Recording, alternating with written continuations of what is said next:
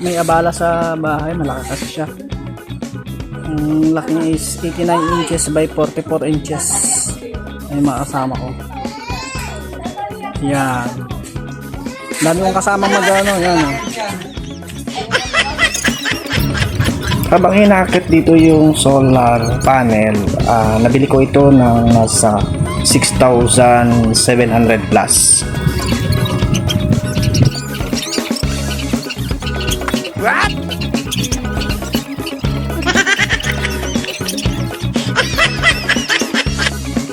At pagkakit nga dito sa bubong ay dito na rin ako nag-unboxing ng aking solar panel.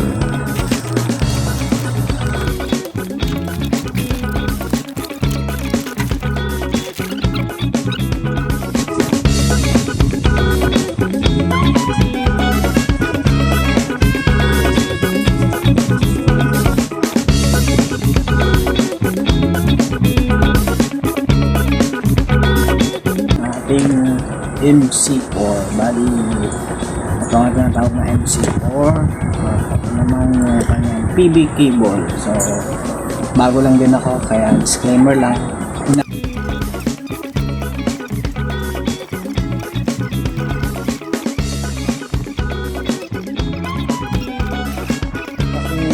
Breaker o grooves pag tumunog. Okay.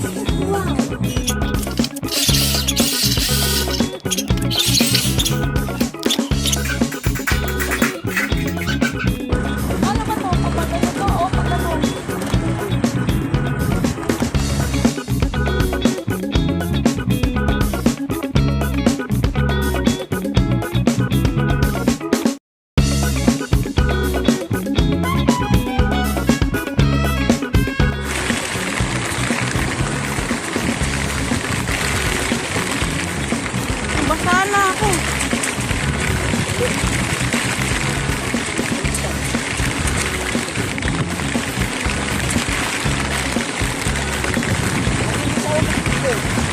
Ha?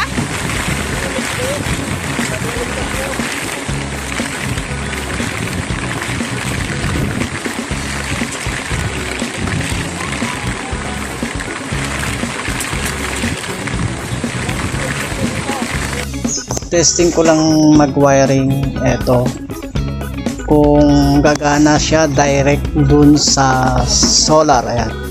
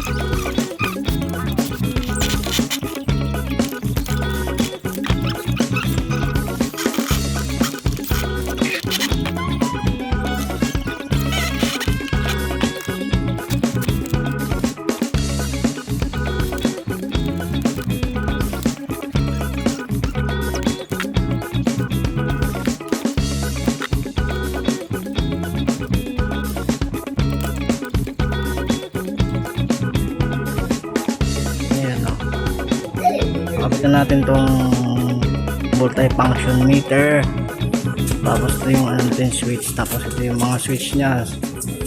Yan, dinisign na natin yan, medyo hindi siya magulo pag mamaya pagkatapos.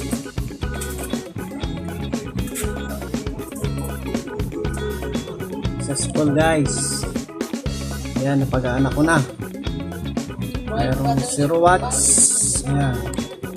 Kaya natin tong yan, yung mga wiring na ginawa ko.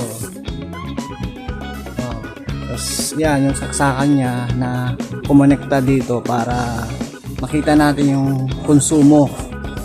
Yan, kumuha muna ako ng maliit na pan. Ito yung 10 watts na pan. Ayan, galing yan dito. So makita natin 9 watts. Tama, more or less 9 watts lang talaga siya, pero yan yung kinakain niya ang amperahe, oh. 220 volts o 60 hertz, oh. So yan lang po, at success na naman tayo. So yan, ang ginawa nating safety box. Safety box natin, meron ako nilagay dito ng surge protection device. Yan, yung mga panel ng bawat isa. Ang gumagana na po yan, oh. Gumagana natin, oh. Hanggang sa muli, bye bye.